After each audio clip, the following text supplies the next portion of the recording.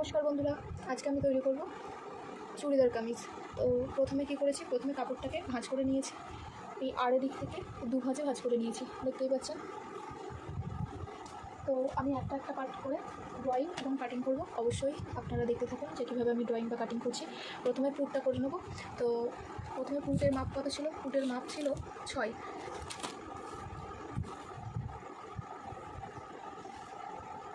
এখান থেকে আমি পুট করে নিচ্ছি 6।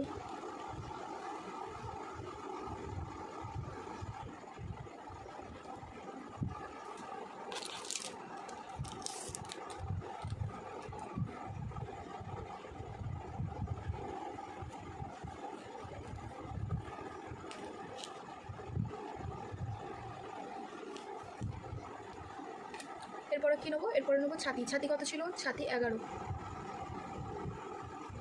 ছাতি 11 মাপ করে নেবো। এই ফুটের লাইন থেকে ছাতি 11 মাপ করে নেব, ছাতি 11।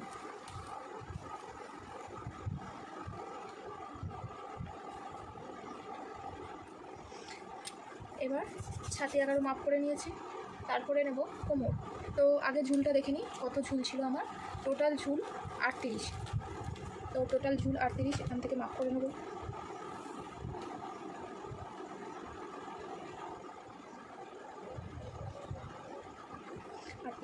আচ্ছা, এখানে পুটের লাইনের সাথে ছাতির লাইনটা করে নিয়েছি, দেখতেই পাচ্ছেন। এটা হচ্ছে পুট কত ছিল 6, তার সাথে ছাতির লাইন করে নিলাম 11।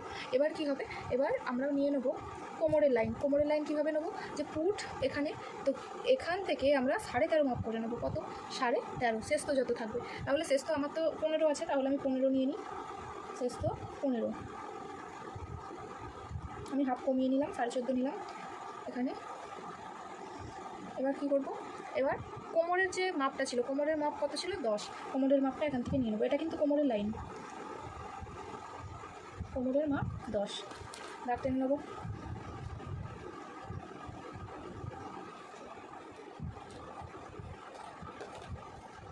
তারপরে এখান থেকে টোটালে নিয়ে নেবো 20 যে নেবো, ওটা হচ্ছে পাছার লাইন। এটা হচ্ছে পাছার লাইন। আমার পাছা কত ছিল, পাছা ছিল 11, পাছা 11,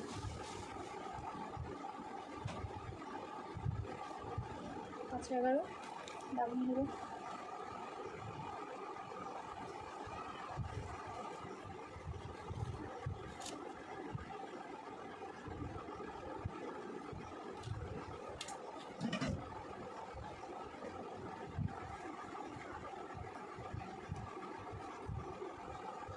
এবার নেবো ঘেরের মাপ।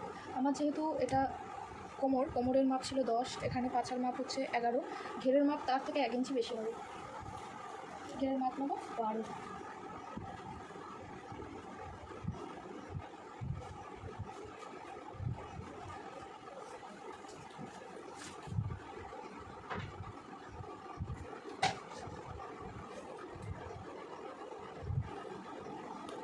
এবার এই যে লাইনগুলো গেছে, মানে ছাতির লাইন, কোমর, পাছা, ঘের, এইগুলো প্রত্যেকটাকে জুড়ে নেব।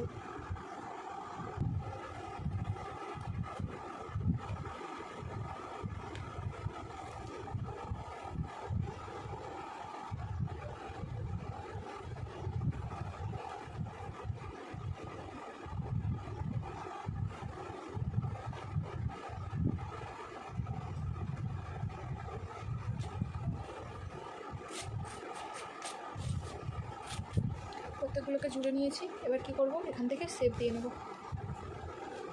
এই জায়গা থেকে একটা শেপ দিয়ে নেব।